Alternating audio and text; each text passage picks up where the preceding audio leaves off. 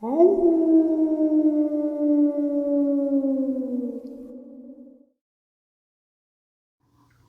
greetings and salutations, folks. I hope everyone is still doing well, and welcome to tonight's second and night-ending bonus upload. Before we jump on into it, a couple quick links. As many of you may know, I rely on Patreon, PayPal, channel membership, and the merch to help the channel to continue to grow and go. Links to Patreon, PayPal, and channel membership is in the description below. Merch displayed directly under the video. Also, Dogman Frightening Encounters, Volume 1 through 3, the audiobook versions. They were written and researched by Tom Lyons, narrated and produced by me, Jeff Nadolny. These audiobooks are available on Audible, Amazon, and iTunes, links to which are also in the description as well. And finally, last but definitely not least, if you'd really like to help support the channel to continue to grow and go, simply subscribe. It does not cost a cent. Click the like button, takes half a second. If you don't want to miss out on any of the informative uploads that I put out daily, click the bell icon, and folks, please leave a comment and share the video. Why? Well, because these things really do help the channel to continue to grow and go. They definitely do matter, and they are appreciated. And with that, I have taken far too much of your time. Let's jump into tonight's second and night-ending bonus upload, shall we?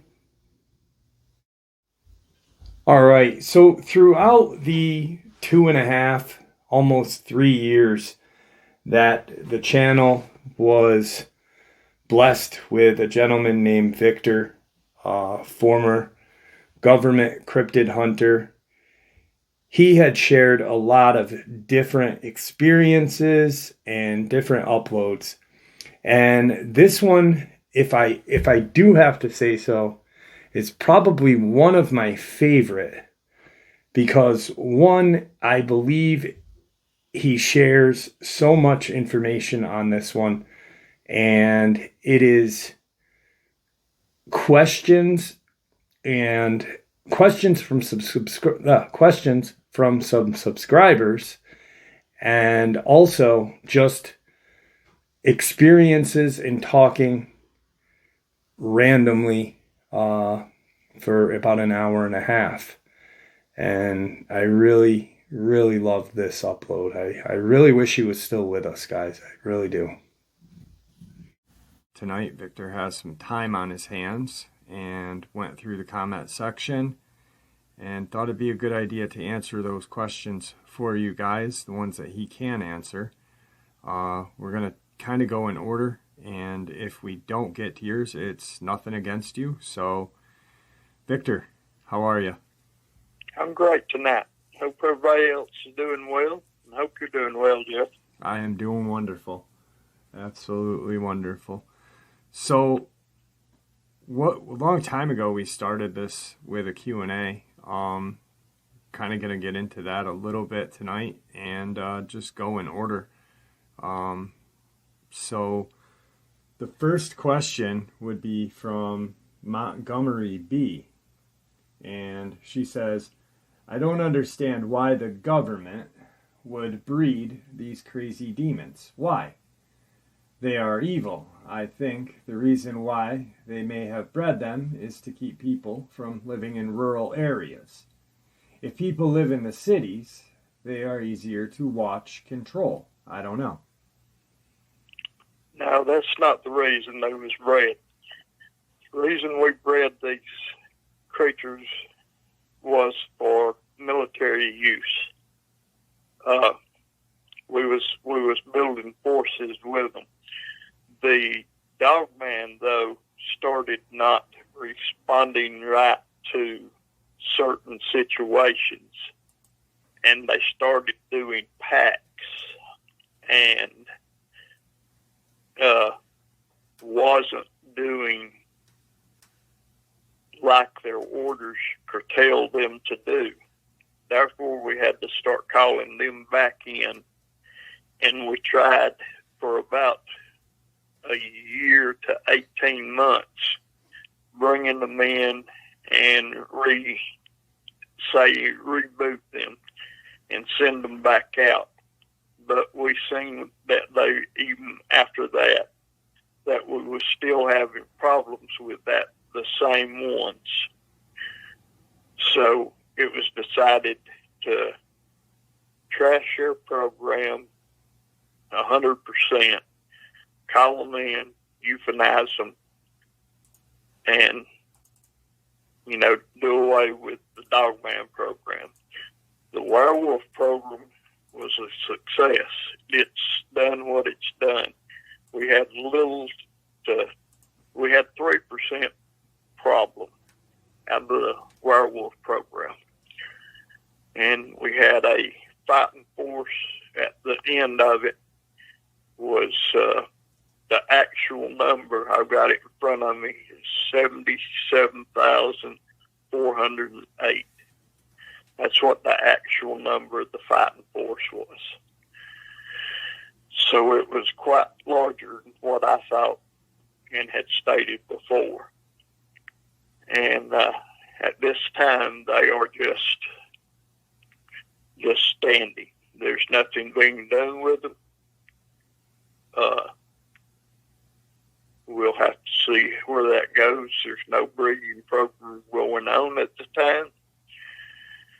When I came back from my mission in Africa that I went on, I was going to stay on and be over this program for a number of more years. But I have since changed my mind, and so I don't know if there'll be a breeding program or not. But no, they wasn't bred to keep the people in the city, so it'd be easier to watch. It's just that the Dogman has, I don't know, gained their own mind, so to say, and went offline on us. So we're calling them in and euthanizing them every day and humanely. So that's what I can tell Montgomery B. Okay. All right, the next subscriber is Lisa Miles. Good show. I'm still a bit upset with Victor, but I get it. He's a very brave, amazing man. Please stay safe. I don't think I could go through thinking that he's lost again. First time has absolutely destroyed me. Be safe. Victor, God bless you. Well, thank you, Lisa. And I'd like to tell you that I didn't like doing what I had to do with Sebastian. He was a friend to me. He was a companion at times when I could go down there and just spend time. And but with me having to go dark like I did and not knowing how long I was going to be gone, the longer I would have been gone, the more violent he would have got towards people and wilder he would have got towards the keepers and the people that would be taken care of. And he would have became dangerous to them, very dangerous to them. And he couldn't make it on his own in the wild. He had told me that. He had personally, out of his own mouth, said that he couldn't make it in the wild. He knowed he could. He'd been in captivity too long. He depended on humans for his food. He didn't know how to hunt anymore.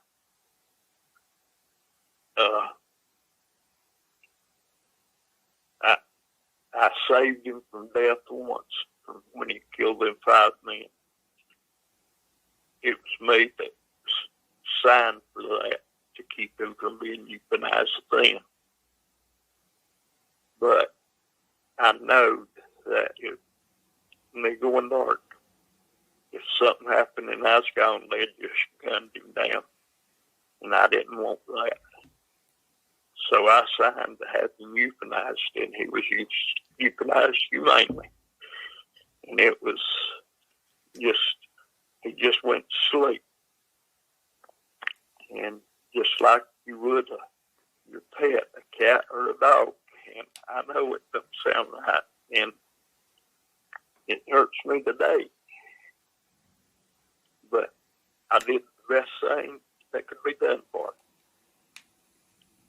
And I just want you to know that, Lisa, that he was treated good, fairly, and with his age, you know, he was coming up on the end of life. All right. The next subscriber who asked is Hunter1014. Wow, this was great, Jeff, Victor. As usual, put another good one out.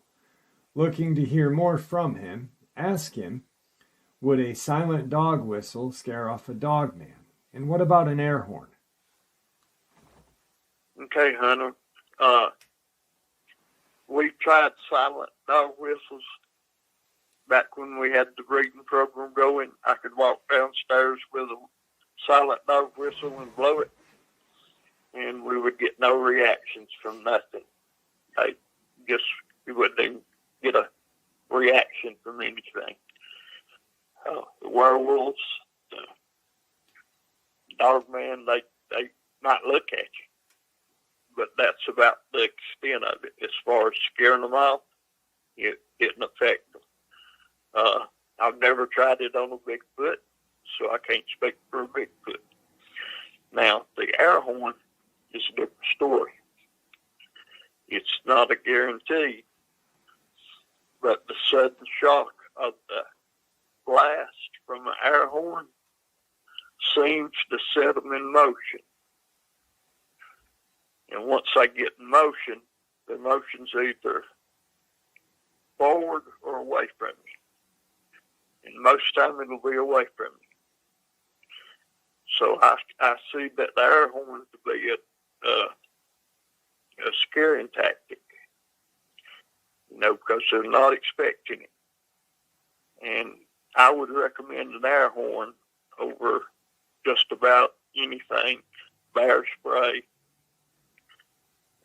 is really, really good if you buy the really, really good bear spray. But I'm talking, it's $100 a canister for the stuff that we used. But it worked. I mean, it'd stop them dead in their tracks. In a full charge, it'd stop a Dogman dead in his tracks. Enough time to get a person away, you think? Or it would turn them away from you. They wouldn't come on. It would turn them totally away from you. It'd stop a charge. It'd stop an attack. Okay. All right, we pretty much done with that one? Yep. Okay. All right, our next subscriber comment question, Jay Chapman. So the overall reptilian population is on a decline and possibly toward an extinction event. I've heard about reptilians disguising themselves as human, but do they do this as a means to perpetuate their species, or is it for more nefarious means? Victor shared some very interesting and deep cryptid subjects. Excellent. Yes, the reptilian population is on the decline. It's down to about 45,000 nationwide. This is from about 62,000 a year ago. The military is not involved in these things being killed off. We're not hunting them, haven't been hunting them. The only time we get involved with them is when they show up in a body at the White House. That's the only time we really get involved with them. And they show themselves through their eyes. they have no real meaning of being there. Why they're there, there's no reason. They just take over a human body, get inside it, show up. We get there, we identify, take them to a room, and get them out of the crowd, take them to a silence room, and take care of the problem. We, get them in there, make sure everything's good, and we take them to the enclosures where we keep them. And that's where they serve out their time, or their life.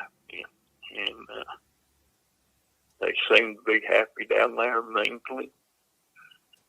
And they never give any problems. We've never had no problems out of them. They've never been forceful or tried to resist or showed any aggression at any time. So I don't know the reason for them taking over a human body, because they can't live in them no longer than they can if their own body,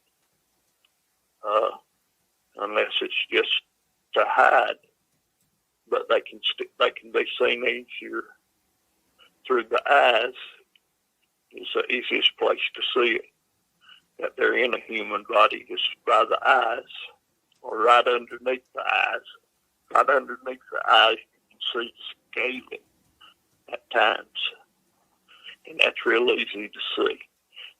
And it shows up more times in the women than it will in the male, the female species, or than the male. So that's one other thing to look at. If you see like scaling underneath the eyes. And that's about it on that one. But that's about all I've got for that. Okay.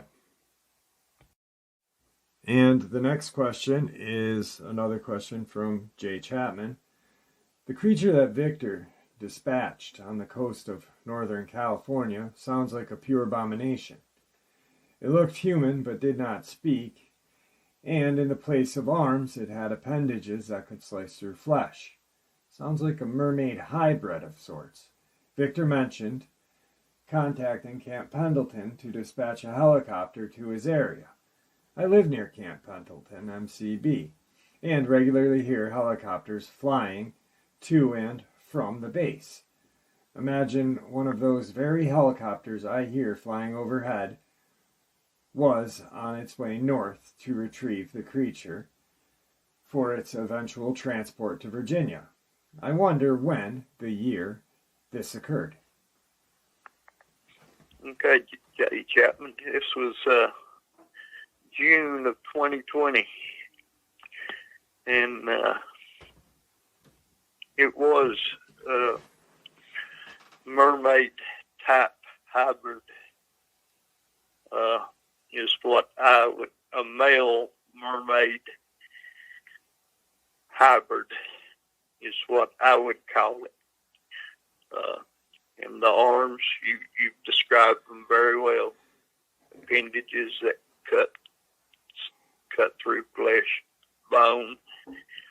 I mean, that night that I seen it do it, I didn't see it actually slice it, but when I got down there to the person, it was as clean a cut as could be made. And it was just sliced, and I went back to, they pointed me towards the coast, so I went towards the coast and ran all the way and got down there and came out, and I thought it was a person, and I hollered at them to stop. They wasn't stopping, so I ran over and got about 40 yards to my right and got in front of them, and I could see the arms wasn't right, and I screamed out and stop, and it wasn't. And it was human, and then it let its arms out to the side, and they looked like big old knives nearly. And that just took me back, because I've been in the face of everything. And that looked like a man. And it had these things on it. And it had legs. And, you know, there's no clothes there. I mean, it was like looking me in the mirror. And arms missing except for like flippers with sharp edges. And that took me back. Now, that set me back that night. But, yeah, I called it a mermaid male hopper. And it flew right into Pendleton down there at Marine Corps Base. And I've been there several times. And that happened June 2020. All right. All right. All right. And the next subscriber, Carl Davis. Victor, could the large 22-inch prints belong to either the Gov'T or genus Squaw? Am assuming that the two subspecies of Sasquatch are not now extinct. Well, I'm going to address it because the Gov'T, the genus Squaw, the Skinwalker, the Wendigo are all Native American terms for what different tribes saw. The Gov'T is Micmac, more or less describing a Sasquatch with a large muzzle, human-like legs, my interpretation of a werewolf. The Wendigo is Mohawk, Iroquois, First Nation, Northern, East Coast tribe lore. Has no deer antlers. Skinwalker, native to Navajo. Yes, other tribes have shapeshifters, but they're not called skinwalkers. So when someone says, hey, I saw a skinwalker or Wendigo in North Carolina, no, you didn't. You saw something completely different. But because of Reddit, creepypastas, and other cryptid narrators wanting to create monsters and create stories about the Gov'T chased me through the woods, well, if the Gov'T chased you through the woods, you're Micmac, and you are living in the late 1700s, possibly even further back, 1800s. So more or less, I'm going to say the 22-inch footprints were probably Sasquatch. What do you say, Victor? Probably so. All Probably right. a large species of it. All righty. Now, the next question, once again, Jay Chapman. I'm very intrigued about those 18 to 20 inch or 20 feet giants with 27-inch footprints that inhabit the Northwest. I wonder if they are similar to the Kandahar giant or are a subspecies of a gigantic Sasquatch. Well, I'm thinking along the lines of the Kandahar giants. What's been described, there's been 2 Canadian men that has met with us and described it. He said that he was approximately 400 yards away, said it was 22 foot tall, and said it wore a linen cloth across its loins, said that it was bearded, heavy muzzled, with sparse hair on the chest and stomach area, very light hair on the legs and arms, and light hair on the back. Said it had a full head of hair, like a human being. Said it was long hair. Said it was probably 12, 14 inches long, like somebody had never had a haircut, like a man that never had a haircut. Said the head was humongous. Said the head probably was 16 to 17 inches wide. Said the teeth, he was looking at it through a scope. Said the teeth, it had opened his mouth, and he said the teeth was green, but said you could see them and they was square. Said the teeth was square looking. And I don't know if that's just how they come or what. He said it just looked like they was just blocks. Looked like they was all the same size, all the way around its mouth, he said. And he said that it had two sharp teeth, but they was almost right in the middle on the upper side. And he said they was probably, he was saying a half inch longer than the rest of them. He said the hands was the size of a 12-inch frying pan. And he said the feet was 27 inches. I said last night it was 22, but it was 27 inches. And, but it's came down into the U.S. right there on the Idaho and Montana border. There's about a 30-mile strip right there that it comes into the U.S. on.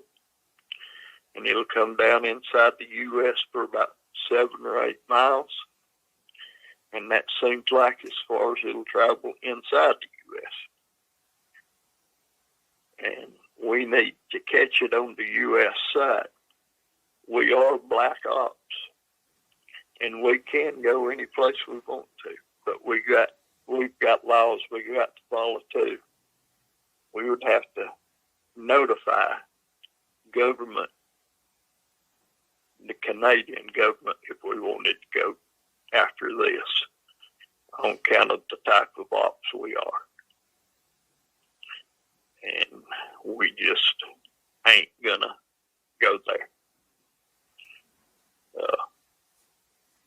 They've asked for help several times, and we don't go out of the country. So we never went out of the country to help with cryptids. So we're going to keep it that way. All right. And before we get into the next question, Emily Horak, happy birthday. We're glad that we had Victor on as well for your birthday. Victor, wish her a happy birthday. Happy birthday, Emily. All right. We skipped over one wishing Emily a happy birthday, but DC, Georgia says, hey, Victor, please make the Georgia 28 your next mission if you can. Yikes. Hey, DC, Georgia. Well, if you happen to live in Hancock County, you might be running into the Georgia 28. That's where they're at. It's in Hancock County, and we've called them in twice, and they hadn't moved. They hadn't moved 10 miles, so they're not voluntarily coming in. Don't look like. We're going to give them send out another signal tomorrow, and if they don't move, probably by Friday, within the next couple of weeks after that, I'll take a team down there, and we'll get them to move or something else happens. So we'll see how that goes. Okay? Don't worry about it though, DC. It'll be taken care of. All right, and then the next statement question we kind of address, Jay Ward, Bigfoot strength. They are reports of them getting into a Conex, a sea box container, without the locking mechanism being used. Also, the rams being bent by a bulldozer, D9 hydraulic that allow the movement of the blade. That's impressive. A lot of information can be found in Bobby Short's book, The De Facto Sasquatch. So we're going to touch basis on a little bit of the strength of Sasquatch real quick. They're the strongest of the big three. It would probably take, if you could get enough men around him and get hold of him at one time, it would probably take 18 men to hold one Sasquatch. And I'm talking men. Strong men.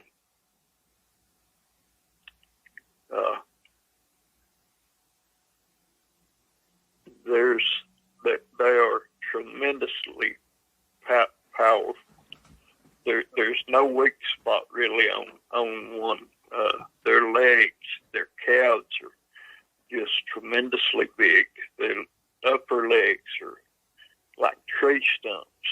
Then you get to their waist and abdomen. It's all just one, like a big, huge muscle in their chest. It's wide, and broad, and thick, and they've got no neck, and their shoulders are so wide, 58-inch across the chest. I mean, that's 4'10". Imagine that coming at you. That's just wider than a piece of plywood. And I mean, that's huge. Imagine 4'10" coming at you, and I think it was 21 inches through it. Was the biggest Sasquatch I've seen. That's how thick it was. Now imagine that getting hold of something. They can tear into anything. But I've seen them tear doors off of trailers, Connex trailers. I've seen them rip them off. There's nothing they can't get into. I mean, if they want in it, they're going to get in it. And there's no stopping them. The only way you're going to stop them, put a 458 in. And you got to put a bit in the head. Any place else, you just making them mad. All right. So. All right, the next question is from Elisa Edwards. If the ones from the breeding program will maybe protect you, then why are they being killed? Okay, Elisa. There's two from the breeding program. There's the Dogman and there's the werewolves. The Dogman's what we're having problems with, and that's the one we're euthanizing. The werewolves are the ones that will protect you. That's good guys in this program so far. Werewolves will protect you. We've got a boy down in Alabama that had one speak to him and protected him. And he was witness to how the breeding program works when they stand up for you. And but we're the breeding program worked on one and it didn't work for the other. And we originally had a Bigfoot females, and the male got sick, and with all the pets we had, it just kept getting sicker and sicker, and one of the females did the same. And there wasn't no getting the male back to help, and he finally died, and we took just 2 females to a location to release them. And within days, the one other female died, and the other female found her pod, and she's doing good today. So that program, you know, two of the 3 programs hadn't really been a success, but the werewolf program was. Okay, then she actually asked a question right under Zcon. I haven't heard all of Victor's interviews. So where are all these things coming from? Have they always been here, or are just something ramping up now? So I think what she's trying to say is the little misunderstanding that the government didn't create them. They've always been here. Yeah. Okay. The next question or comment was from Magna 11. I think it was 200 plus wolves, Jeff, when I was talking about the super PAC. Well, I do my research, and before I speak, I make sure I know what I'm speaking about. And if you just type in super pack of wolves, the first thing that comes up is the small Russian town of Verhoinskik has recently been fighting a super pack of about 400 wolves. The predators have attacked livestock and killed 30 horses in 4 days. The size of the pack has stunned animal experts who say wolves usually hunt in small groups of 6 to 7. So, no, I was right because I do research before I speak. Most people should start doing that. Next question is from Chuck Hashman. Why doesn't Victor / the government allow the public to build and design the proper weapons to deal with all of these beasts, including biblical giants? This includes using air power along with redesigned guns that will turn these things into puppy chow.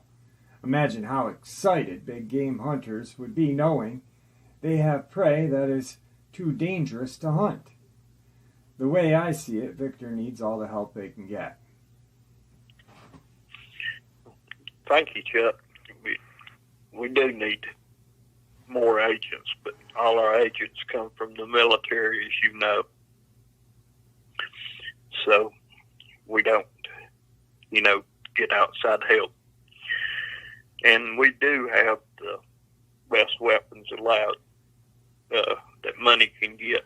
You take a .458 Winchester mag, and it'll take down any creature that I've ever hunted. It'll take down the Kandahar giants. And I know this from personal experience. Single shot, back of the head. One shot, one kill.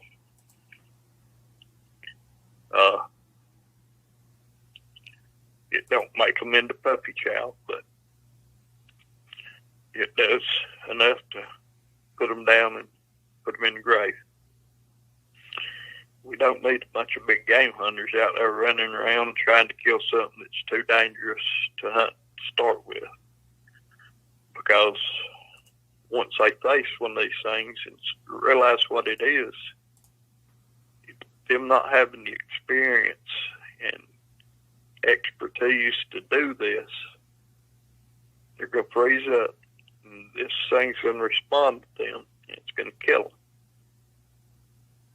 And then when it does kill one of these big game hunters, it's going to put us in a harder place, the agents or myself in a harder place, because then we've got to go out and kill this animal.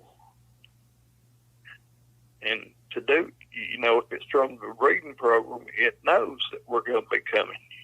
And at that point, that animal or creature is going to be killing everything it sees in the woods, close to it.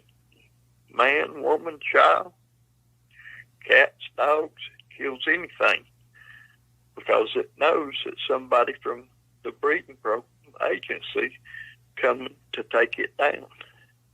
And that just makes it harder on us when we have people out there hunting these things. Now, if they're successful in killing it, that's all the better. That's one less I have to worry with. But if they don't, well, it just makes life for me a little harder. But I appreciate you telling them that I do need help. And I appreciate that, Chuck. Thank you.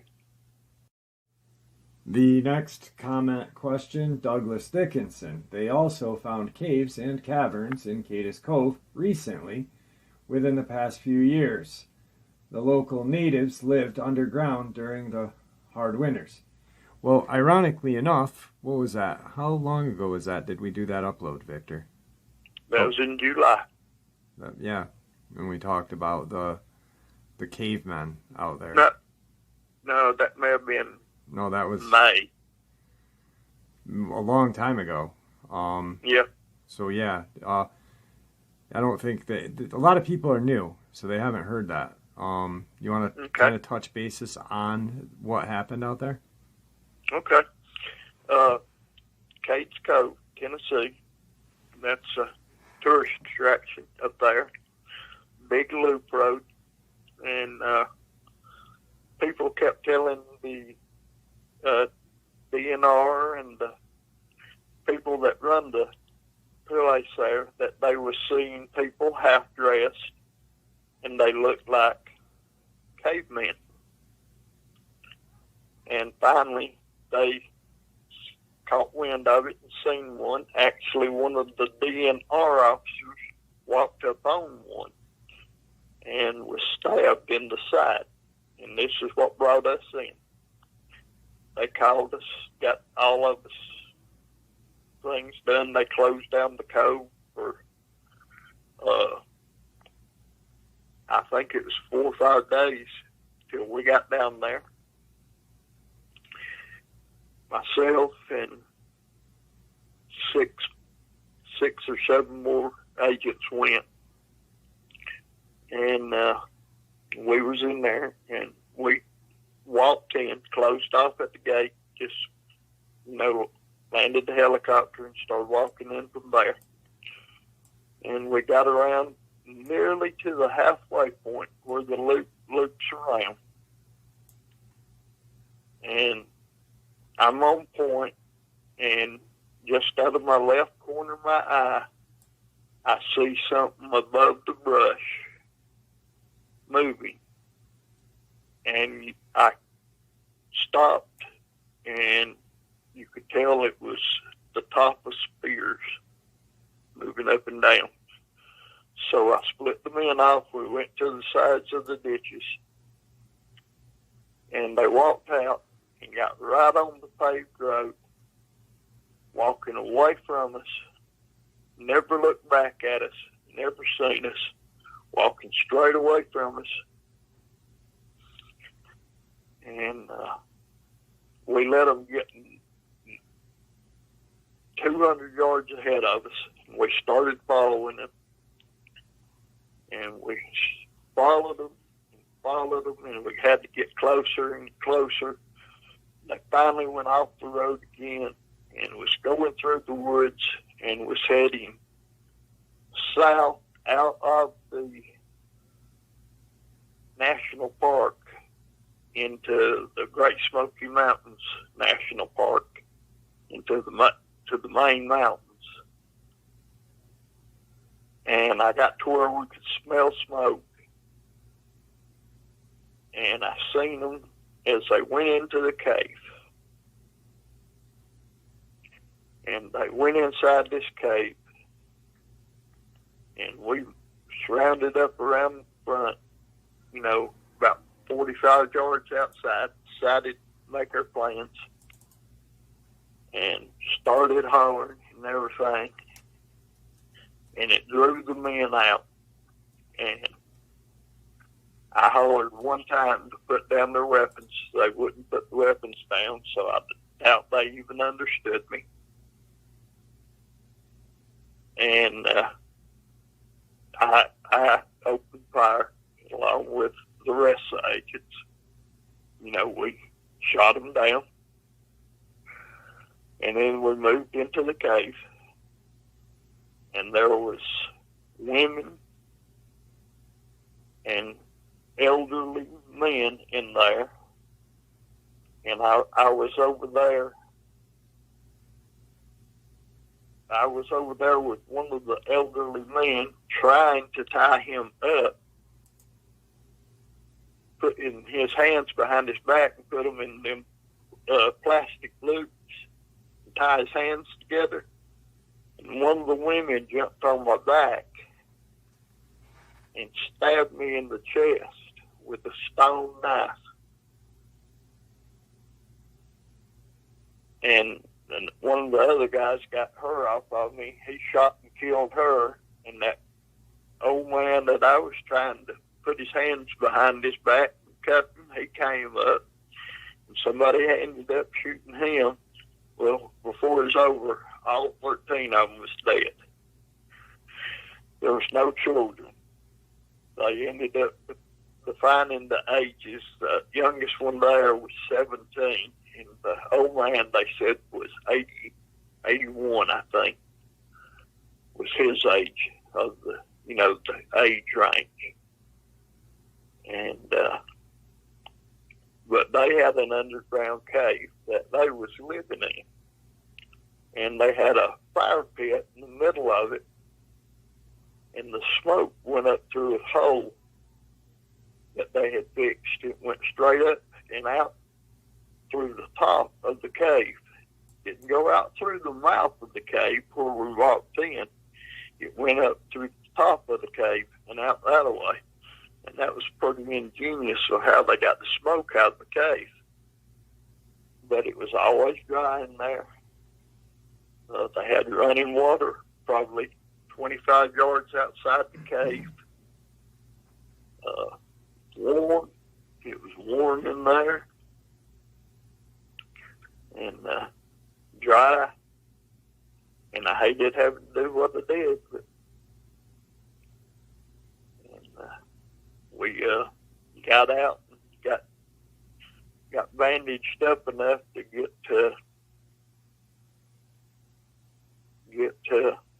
help coming to us, because 3 of us got injured. And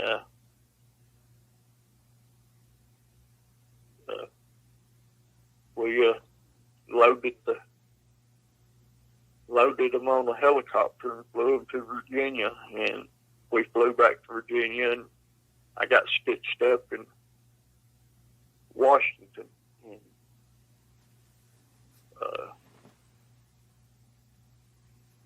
had about 28 stitches put in my chest where they stabbed me. And I sent Jeff a picture of that.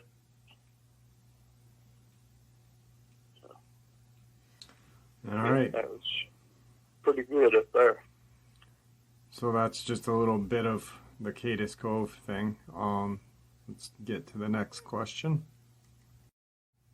Next question is Troy Perez. Sorry if I massacred your last name. Victor, does the person who threatens citizens when they had encounters in the past, possible tracker, son of a former tracker, work for or with you? The answer to that, Troy, is no. None of my people would ever threaten you. No way. Now, it could be somebody that has retired out and doing it on the side illegally. They're not supposed to once they leave the agency. They're not supposed to do it at all. It could be just somebody that's doing it on their own and saying they're from the government or something like that. But no, you would never, ever be threatened by one of my agents. And if you are, my agents would show you credentials. That's how you'll know it's us. Real credentials. They'll also give you a card. You'll have their name on it. Underneath their name will be mine. And if they don't give you a card with their name on it and my name under them, it's not us.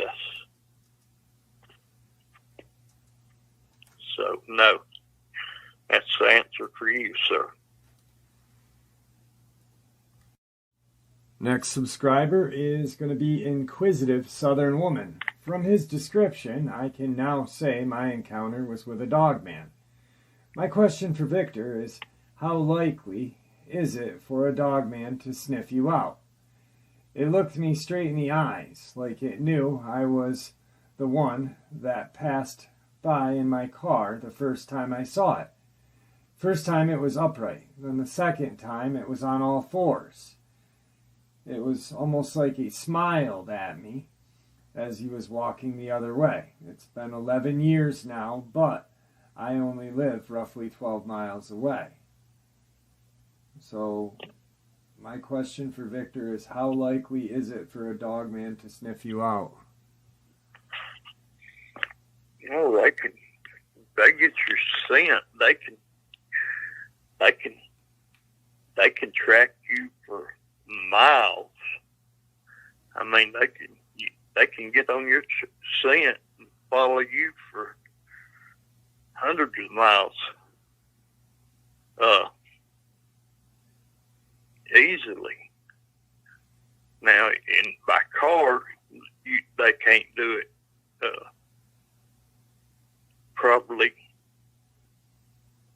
I'd say maybe 20 miles, but by walking distance, 100, 125 miles, 130 miles probably before they'd lose your scent.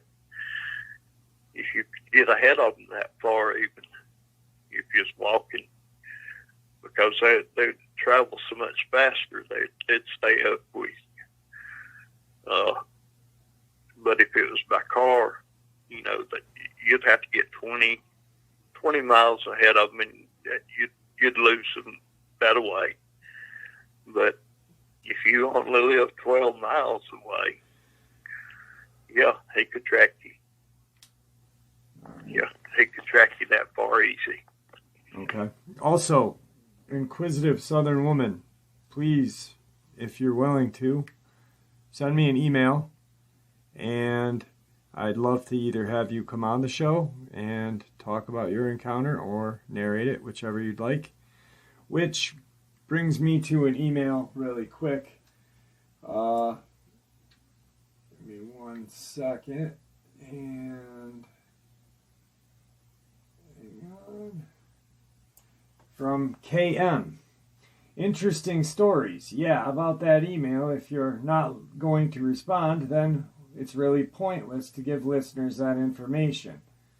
Unless that's part of the show and I misunderstood.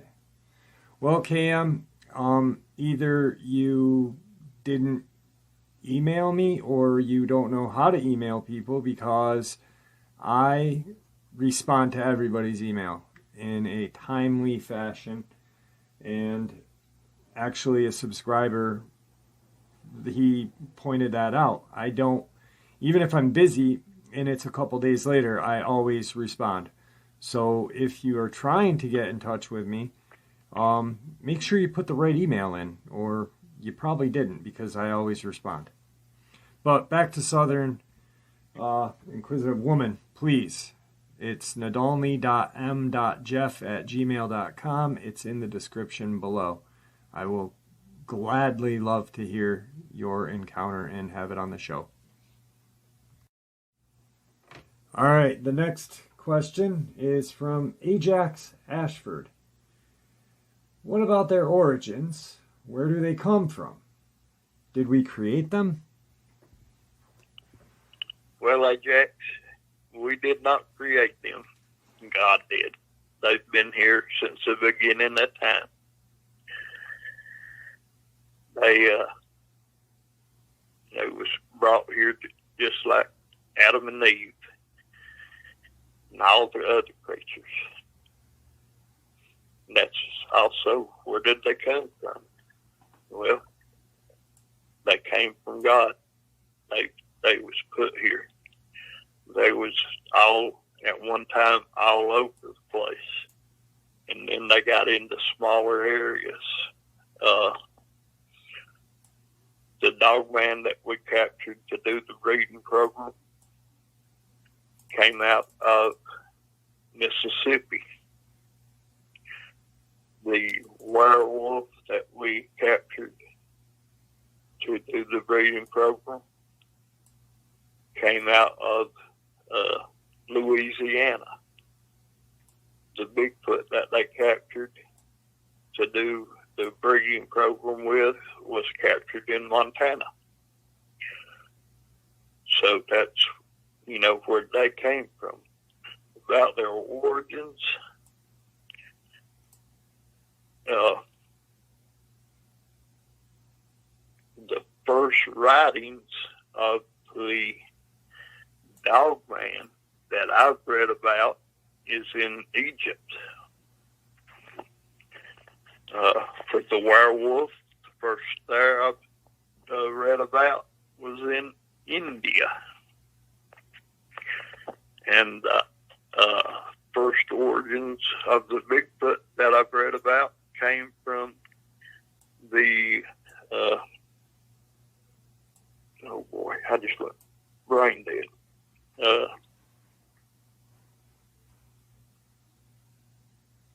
Himalayas. So that's the basic origins. And where did we get our starting breeds from? That's where they came from.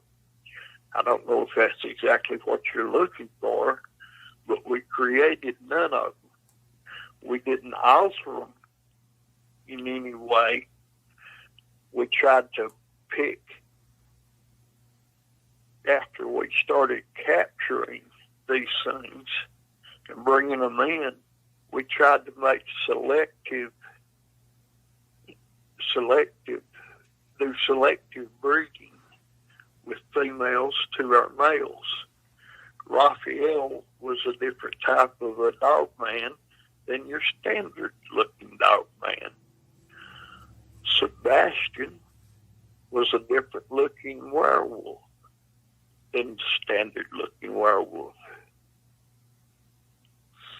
And the Bigfoot program we never had because it never was successful enough. There's just slight differences in our breeding stock that we had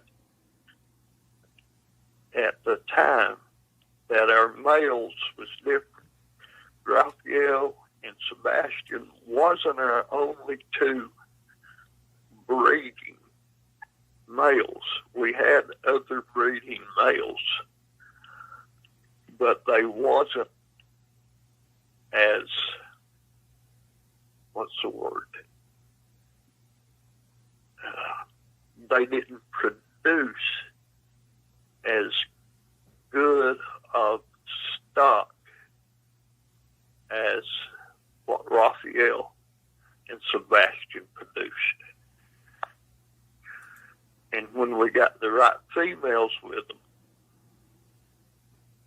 we started cutting down on the other breeding and putting the other females with these two. We finally got down to where it was Sebastian and two more werewolves is all we bred with as far as males. Now on the Dogman, and this may have been some of the problem, we always had Raphael and 5 more breeding Dogman, because everybody before I got to where I had any real control in the program thought that the Dogman was going to be the fighting machine, and it didn't turn out that way. And up to about 3 years ago, they believed that, until they seen what I was doing with the werewolves, and see how the werewolves was coming along, and how they responded, and how they acted. And 15 years ago, I took a group of 24 werewolves on a mission out of country, and was very highly successful with them. And then it seemed like it was every month I was gone out of country to do a mission with werewolves, come back, hunt monsters, go out of country to do a mission, come back. Victor, we're going to have... So, we'd go out of country and come back, and they seen what they was doing, and seeing how good they was responding to me, how loyal there was, and losing no troops. And finally, one mission, I got a werewolf shot down. This was probably close to 15 years ago, and probably 14 years ago. And we was leaving, mission complete, and all the other werewolves was there with me, was coming out, and I stopped, and I picked that werewolf up, probably right at 380 pounds, got him across my shoulders, started walking out with him. Them werewolves asked me what I was doing. I told them, we don't leave nobody behind. And I probably walked 200 yards with him, and was giving out, was getting tired with him. And one of the others came up to me and took him, carried him the rest of the way out to the pickup point, which is probably, I don't know, maybe a click away, probably not that far. And I got the respect of the werewolves that night, and they passed the word. And since then, I've had it. And that's how good they are. All right. Now, really quick, just so there is not any misunderstanding of what he is saying, Victor never hunted other cryptids or cryptids outside of the country. He used the werewolves as soldiers outside of the country, right? Yes. Okay. Yes, that's what I've done. I was on other missions outside the country. Just like this past month, I was in Africa, and had 48 with me there, and somebody else gets some other company gets the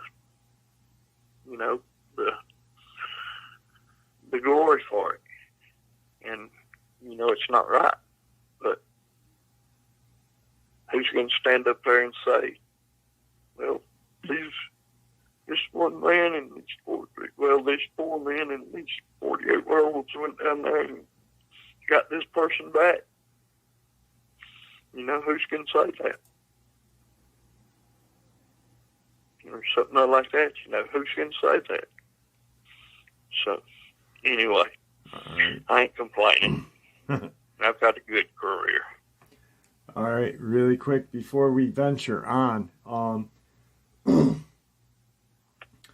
I usually do the comment section the first hour, maybe hour and a half, throw hearts out, for the simple reason of, since I've grown, I've found trolls. As we've been doing this, I've been going and I've been noticing a guy named Amon Delaney. Well, Amon, I'm going to make you famous. Thanks for trolling my channel. You've only had a YouTube name since November 7th of 2020, and you've trolled my channel since then. So guys, when you see him, give him some love, would you, from me? And I really appreciate it. Give him some love from me too. All right. Next question is from Michelle Gov'T. Is there a difference in the temperament between male or female Dogman? I do recall you stating the female werewolf have never caused harm. Well, no, the females are not near as aggressive as the males. Not in any sort of the way they are. The female Dogman will attack, provoked and pushed into a fight. Most of the time they will run away. If they have any chance, they'll run away. The werewolf, I promise you, if it's female, she will run. And most of the time you won't even see a female Bigfoot except you've seen Patty. That's the most famous film of all. And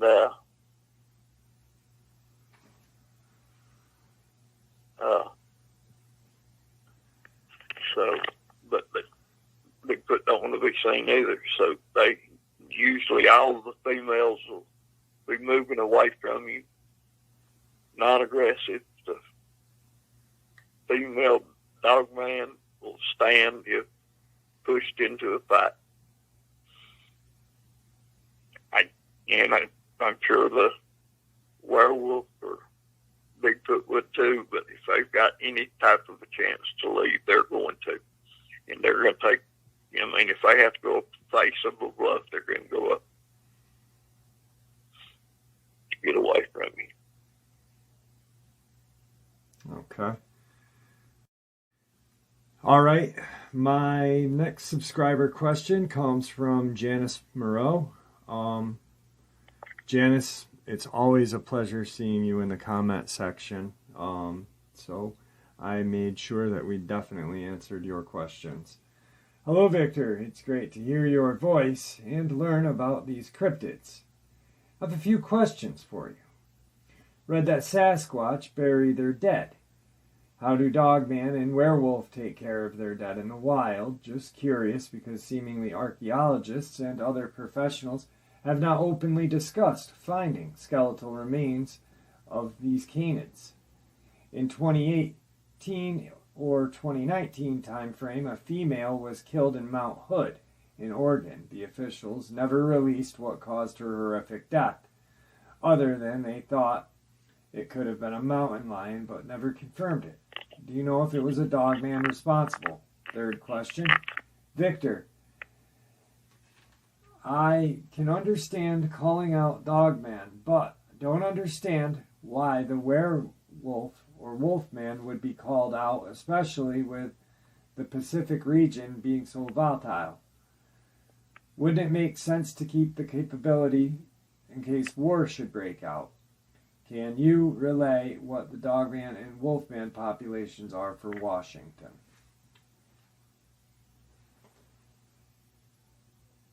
Okay. Let's go to the first question. I'm working on my computer right now trying to find out something.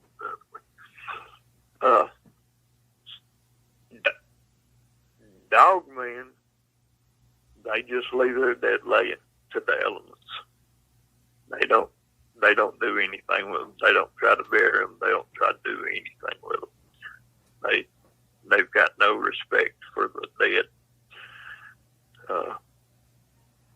It's not really hard to find skeletal remains of a dogman if you get out in the woods. They rot away pretty fast, but other than that, I can just about take you at any time and walk you through the woods in the day's time and find you a skeleton of a dogman. Now the wolfman, they bury theirs. They're like the Sasquatch. They bury their dead because they live 2 or 3 in the group. Usually one male and 2 females is usually how they live. And after the young get up of age of 6 or 7, they're out on their own and doing what they need to do to survive. And but the 3 that they'll live together for many years and never turn their back on one another. And but they bury one another. And if the male dies, the females will bury the male, and they'll try to stay together and try to find a single male that'll take on both of them. And that's how they work. Now I've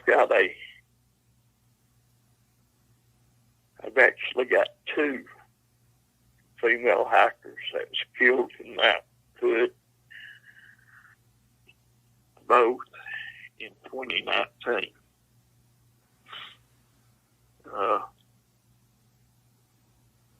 I've got one that's being killed by a mountain lion, confirmed, and I've got one that we investigated. And the one that we investigated,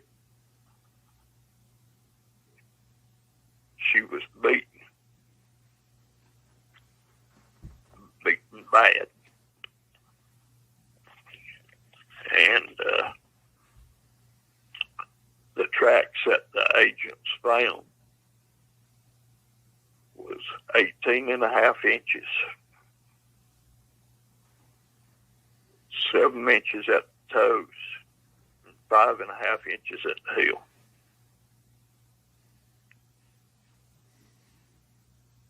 And they tracked for 4 days, and they seen Bigfoot, but the 2 agents never could get a shot. They said it was like he was supernatural. Every time that one would get a rifle on him to shoot, you wouldn't be able to see him.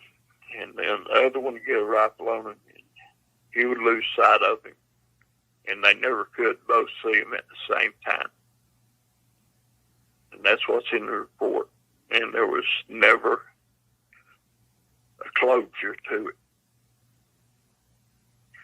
So that may be what she's looking at.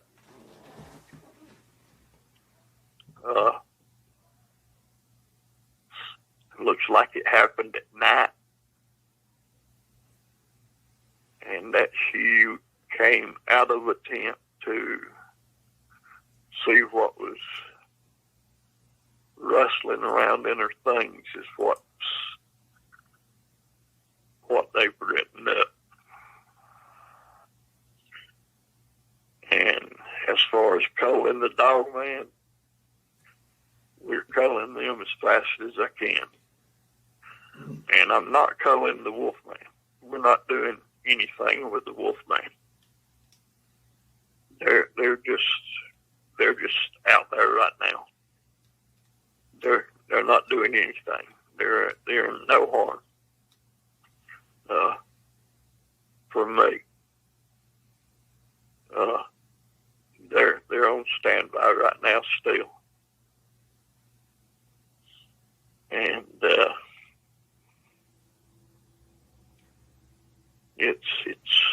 it's pretty bad up there in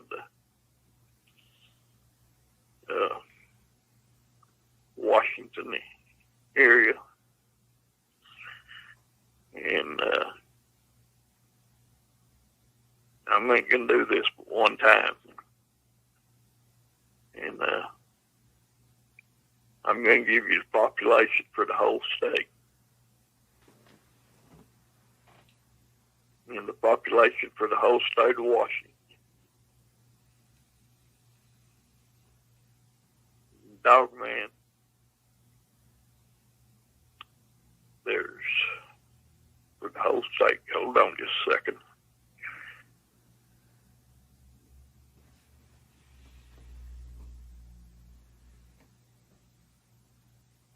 $468. That is from the breeding program. And if you look at the Wolfman from the breeding program in Washington State, there is 111. Janice, I hope that helps you. All right, guys, and tonight's last question will be from Bill Schnicks. What's the big three diet? So what do the three mainly feed on? Okay, let's start with the Dogman. And they're mostly meat eaters. Just about 95%.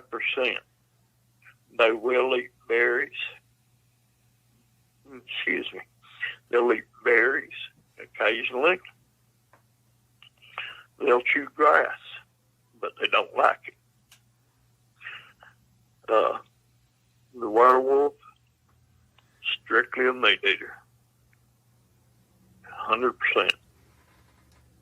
You won't see them eating anything but meat. That's all. That's 100% their diet. And then you get to Bigfoot. Now, Bigfoot will eat berries. He'll eat grass. He'll eat meat. Bigfoot will eat just about anything it can get its hands on. They love watercress.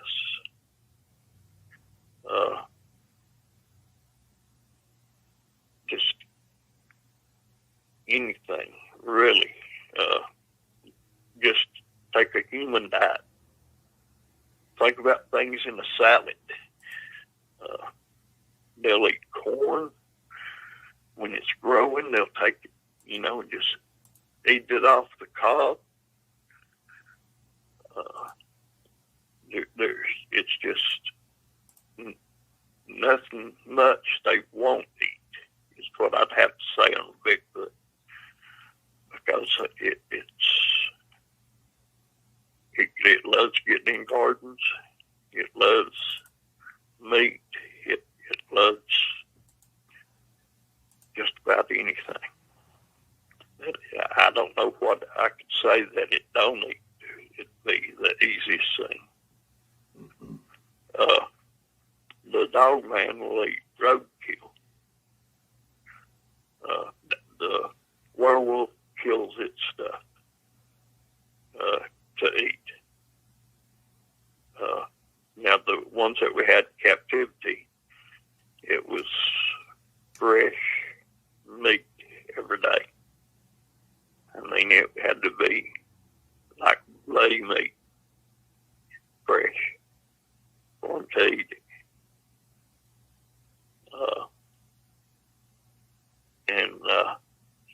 I remember talking to Sebastian and him telling us about his diet. Before his younger days, catching rabbits and deer and everything, and tearing the fur back to get to meat underneath.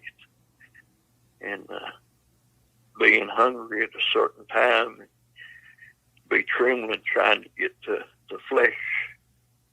You know, the skin tore off to get to the flesh, you know, to the meat to eat. And he sounded like they could get excited to get to it, you know, but with them claws, you know, it didn't take them but a minute or two to get torn in and underneath, and they was there. So it ain't like they went hungry, you know. But that's another sign for you when you're around your home, is to watch. You know, they can catch a small game first. You know, small game, the wild game's going to go. When you see it gone, then you're going to start to see your domestic animals, your dogs and your cats. You're going to see them start missing. And after you see your dogs and your cats go missing, you can start looking at farms for their livestock, lambs, sheep, calves, steers, occasional full-sized bulls, horses. You know, they'll finally get to taking down the full-sized bulls even if they get hungry. And a lot of times they'll rip off the hind end of a cow and leave the rest of it laying and take that hind end to wherever they'll end up at. And it's just amazing how they do eat and stay alive. And then after that, you know, if they run out of that and they don't leave the area, they're gonna start hunting humans, because that's all there's left to eat.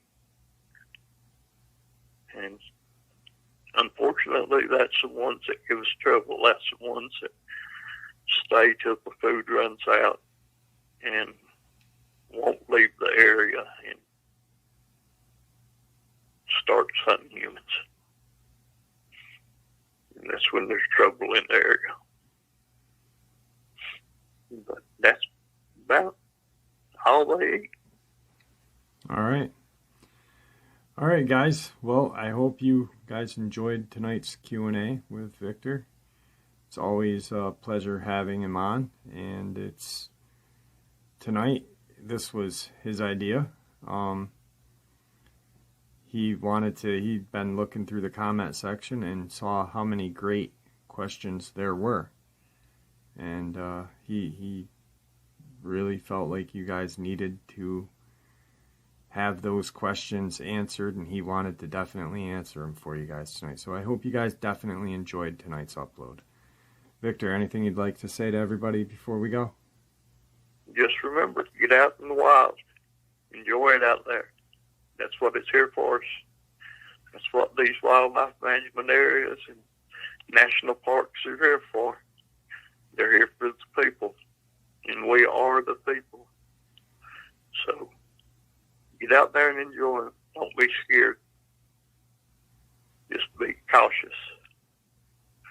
Be alert. God bless every one of you. Good night. Good night, buddy. Have a great night. You too. And there you have it, folks. I hope you all enjoyed tonight's second and night-ending bonus as much as I enjoyed sharing it with you. I'd like to really thank you all for supporting the channel. It is, after all, your support that helps the channel to continue to grow and go, and what gives us all a place and a chance to share our experiences and theories judgment-free. Everyone is simply treated with the respect that we deserve. Please stay safe, happy, healthy, and ever vigilant, keeping an eye on our children, pets, family, and our friends. These creatures are real. These events have happened. Share this information with those you love and care about, and it may just help save their lives someday. Until next time, never stop asking questions, never stop searching for the truth, and God bless you all.